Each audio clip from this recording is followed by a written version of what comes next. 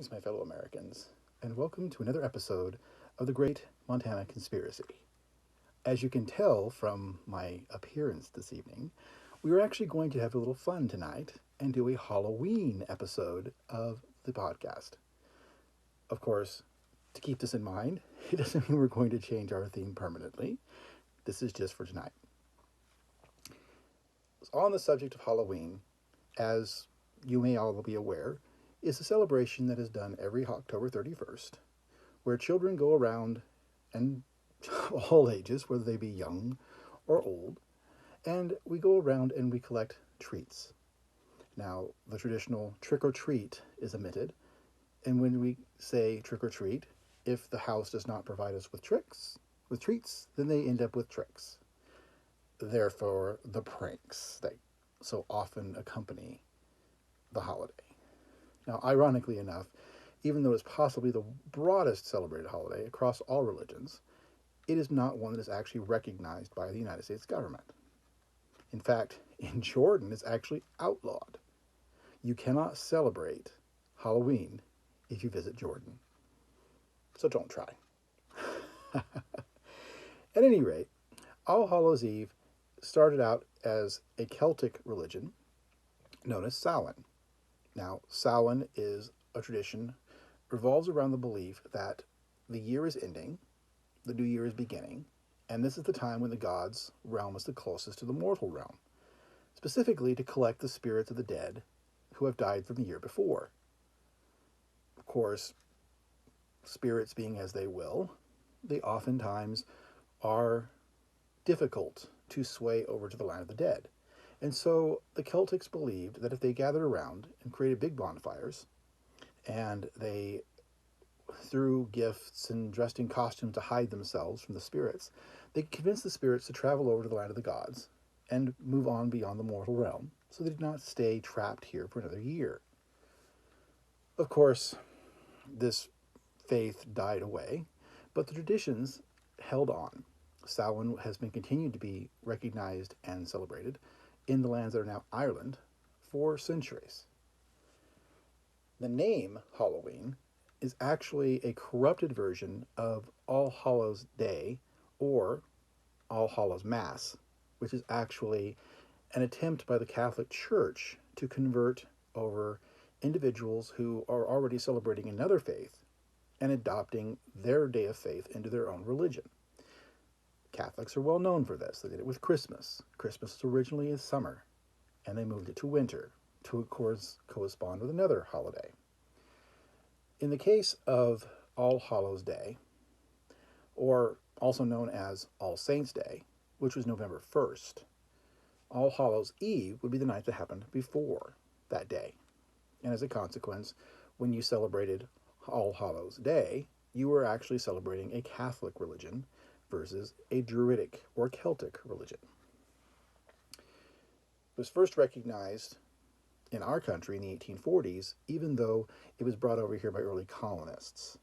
Now, the early colonists did not openly celebrate the holiday as widely as it is known today. It was actually somewhat rare because, unfortunately, Puritans being what they will, and Puritans were largely an influence in the early American colonies, anyone recognizing and burning fires and whatever involved with that were believed to be Satanists, and they were therefore persecuted. So when you did celebrate Samhain in the Americas prior to the 1840s, it tended to be somewhat less flamboyant, certainly less public. In the 1840s, amidst the Irish potato famine, the Irish brought the traditions of Halloween as we know it today, or closer to what we know today, over with the idea of dressing in costume, celebrating the holiday on the 31st. Of course, the traditional trick-or-treat, traveling around from door to door, was not part of the initial celebration. There was plenty of celebrations and treats and gifts and whatnot made for the holidays, but these were things that were done in the course of revelry rather than dressing children up and going from door to door to ask for candies and treats. The actual first citywide Halloween was not until 1921 in Anoka, Minnesota. But of course, by that time, the tradition was well known to be so, and had been practiced somewhat in local, regional, and rural areas. It's just the first city-wide recognition of the holiday was on that date. And of course, one of the most common elements of Halloween, as we know it today, is the jack-o'-lantern. Now, the jack-o'-lantern is a fun little history, and the story goes that a character by the name of Jack. Now, the story varies depending upon who tells the story, but the central core elements of the story is that a character named Jack wanted to make a deal with the devil. And so he carved a picture of himself into a tree and hid it up and high in the branches. He also carved a crucifix into the tree. So when the devil came up to speak with him about making a deal, the devil was trapped in the tree. Then Jack had the leverage to barter with the devil and get what he wanted from the devil. Of course, whichever version of the story you go to will be depending on what Jack actually asked for. Some stories say he asked for immortality.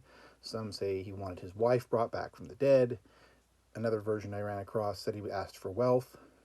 Of course, stories vary. But it's interesting that the original idea of the jack-o'-lantern started with turnips. They would actually carve the faces and hollow them out, put the candles inside turnips. Americans decided to adopt pumpkins, which is the traditional jack-o'-lantern today. But along with traditions, unfortunately, come consequences. Because one of the most common things that's well known from Halloween is, of course, trick or treat. Trick or treat is a seemingly innocent little thing that children say when they go up to a door and they ask for candy. Trick or treat. The idea, if we give you treats, the children will not come back and trick you, or more importantly, do pranks upon you. Pranks are a very big part of the tradition that was brought over by the Irish in the 1840s. Pranks range from everything from putting livestock on people's roofs to greasing up pigs or other livestock. The idea being that these small little innocent pranks, though fun, tipping outhouses, whatever it be, were never meant to be like largely problematic. But unfortunately, because we have pranks and because of the alleged Satanistic influence over Halloween, many communities have responded to these by issuing laws. And I thought it'd be fun to go over some of these laws that exist. For instance, obviously I'm wearing a mask. I like this mask because it's got the moving jaw with the cats. And anybody who's watched my podcast know I have two of them. My cats are scared to death of this. It's funny. But that said, if I were in Walnut Creek, California, I can't wear a mask. No masks in public. Well, I guess technically I'm in my home, so I'm not in public. So maybe I wouldn't be violating the law, but needless to say, we have all kinds of rules and laws. In this case, I could not wear this outside on Halloween if I was in Walnut Creek, California. In Dublin, Georgia, you can't wear a mask if you're over the age of 16. In fact, you also can't wear a hood, sunglasses, or any face covering, anything that would cover your face. This hoodie would be against the law in Dublin, Georgia. In Rehoboth Beach, Delaware, it's illegal to trick or treat on Sunday, even though it's enforced in other cities. The tradition of trick-or-treating if the day falls on a Sunday is seen as defiling the Sabbath. So many, many communities will actually encourage trick-or-treating to be Saturday night. Now, not everyone is illegal, but it's actually in Rehoboth Beach, Delaware, it actually is against the law. It's actually a crime to trick-or-treat on Sunday if Halloween falls on a Sunday. Now, on the other side of the country, in California, you can't use silly string after midnight. So no silly string after midnight in Hollywood, California if you go there.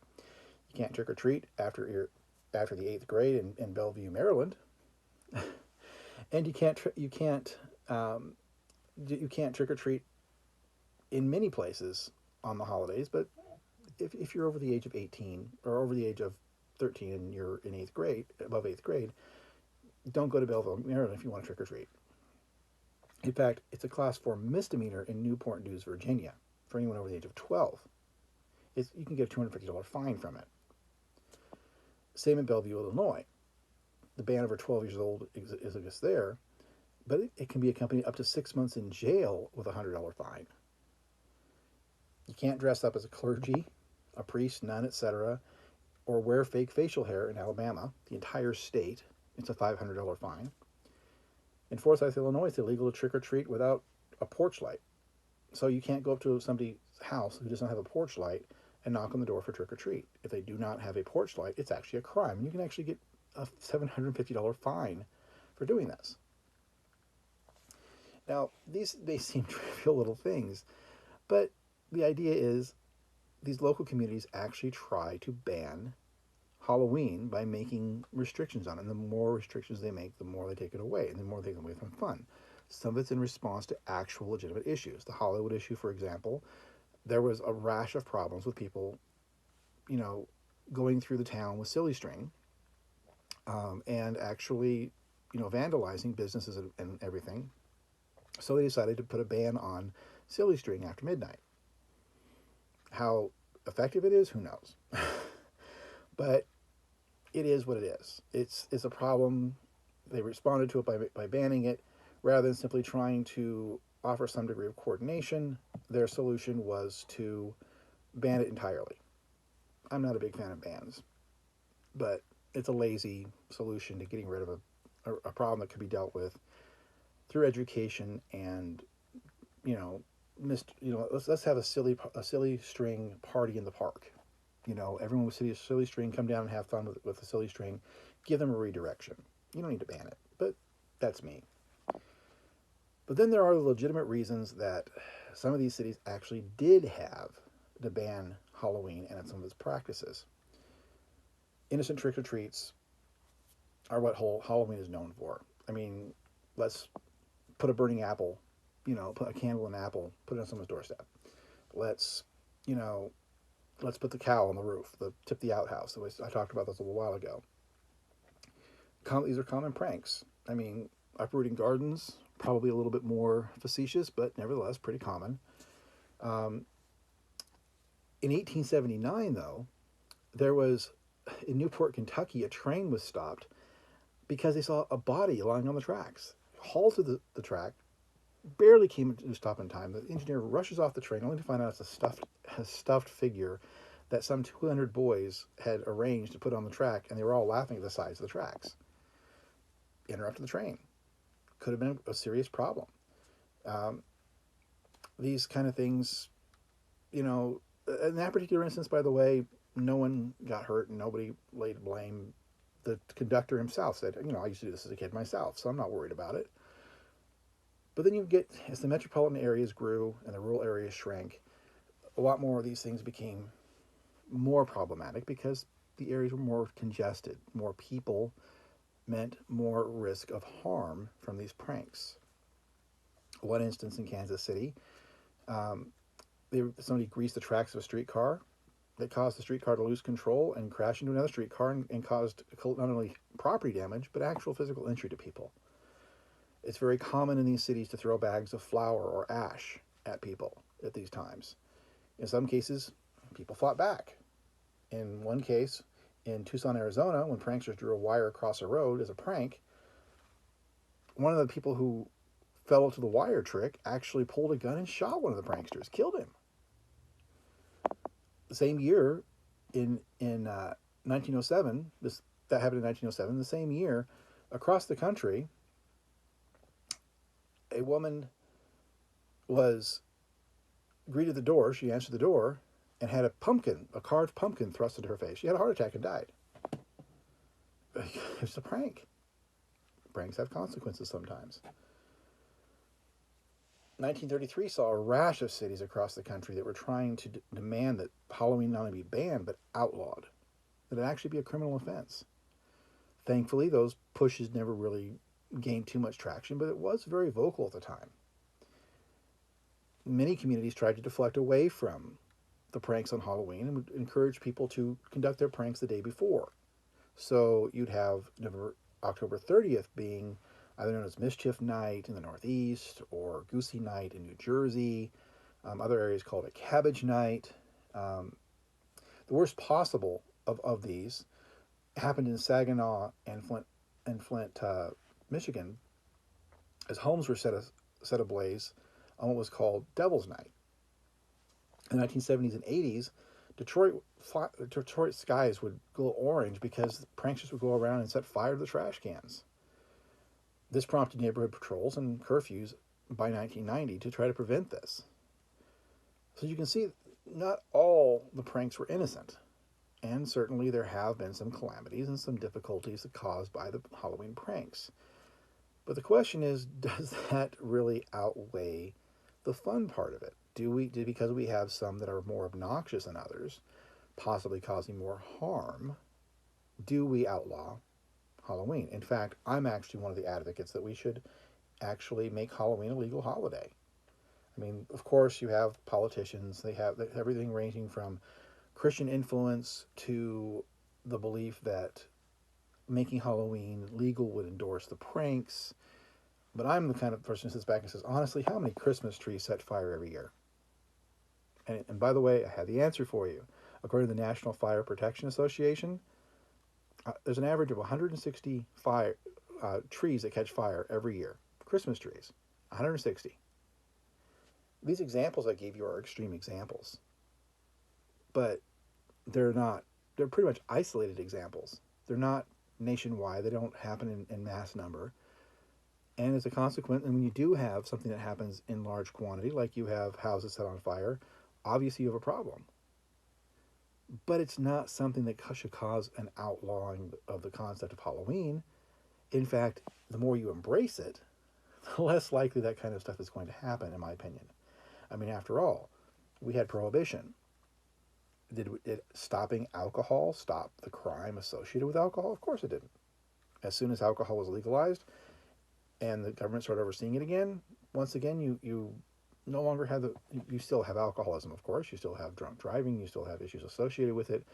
But do you have the massive amounts of criminal elements such as the mafia and everyone else tied into alcohol?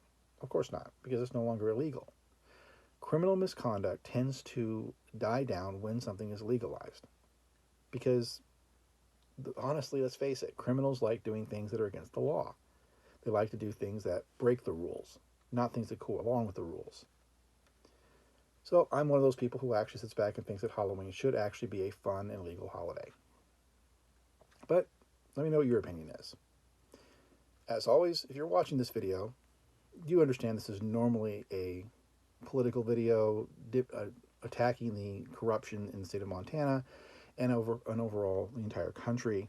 This is just a fun one. It's just I decided to do something fun for Halloween, and this is what it is. So if you like the video, hey, give me a thumbs up. It's nothing political about this one. This is just for fun. But obviously, there's a whole lot more stuff out there. Please watch my other videos. If you like us and support us on YouTube, drop a comment and let me know. Obviously, as always, as you watch these videos, if you're out there, and especially this Sunday or Saturday, wherever day you're celebrating Halloween, please be safe. And whenever possible, please be free. Thank you.